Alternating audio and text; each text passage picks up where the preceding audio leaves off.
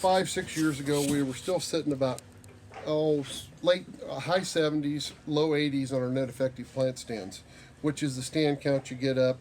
You mark them off. We mark them off with flags, depending on how many come up within 12 hours, 24 hours, 36 hours.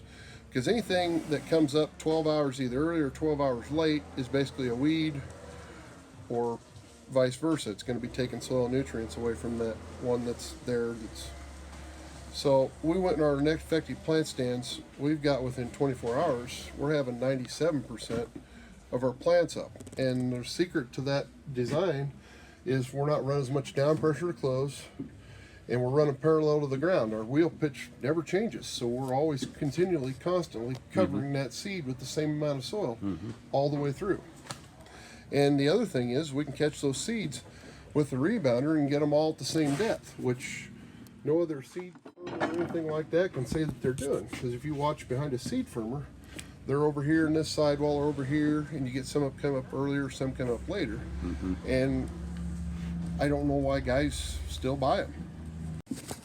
When I came to you that first time, and you sold me those 4 lengths, at that point in time, our average yield on corn was 145. What do you think it is? We're looking at maybe 300 this year after 5 years. Last year, in September, we had 97 mile an hour winds. Okay. Oh man. And we had corn like this.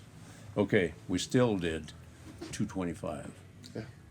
Okay, if we don't get that kind of thing to fight this year, we might get close to 300.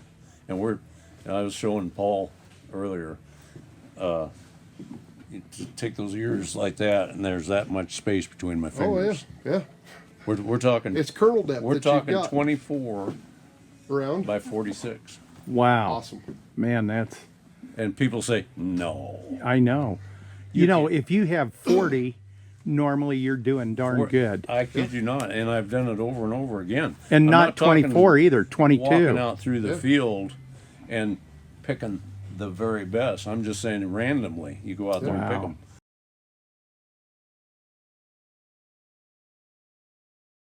Talk about the double parallel linkage just a little bit.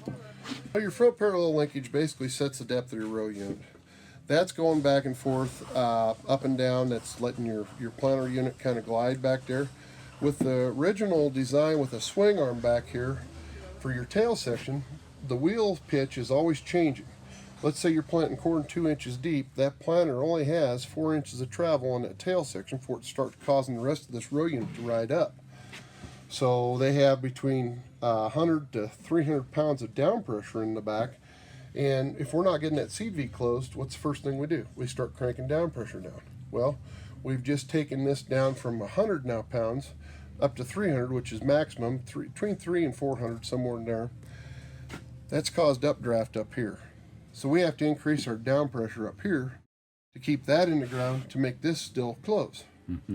Well, what a lot of people don't understand is, when is this planter the heaviest it's going to be? How much downforce can you get on this row unit? When your boxes are full. That's when the planter is completely full of fertilizer and your boxes are clear full. Right. There's no big sky hook or no big sky weight that you can put on this planter to keep it in the ground. No.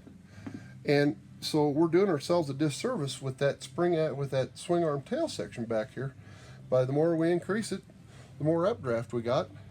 And you watch those planter videos of John Deere with their high-speed planter, that thing bouncing through the field back there. Look at all the skips and gaps you've got with those 2 wheels together. That's what I had with beans this year.